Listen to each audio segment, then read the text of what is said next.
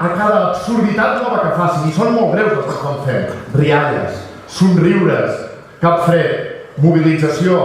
No els deixem al carrer. El carrer és de tots i totes i és de la gent, no és pas de l'Estat ni de la Guàrdia Civil. Però mai caiguem en les seves provocacions perquè s'estan posant molt nerviosos i nosaltres no ens hi hem de posar plena confiança en la nostra gent.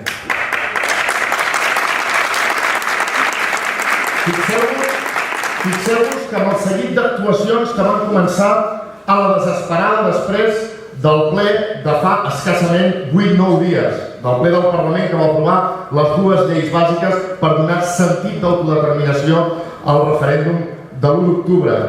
En 8-9 dies han aconseguit, amb l'absurditat i la multiplicació de mesures repressives a la desesperada que estan prenent, posar-se ells en crisi, posar el propi estat en crisi, la seva legitimitat a Catalunya. Són incapaços de controlar un territori que en realitat el tenen ocupat, que els pertany, són incapaços de controlar i de posar ordre a Catalunya.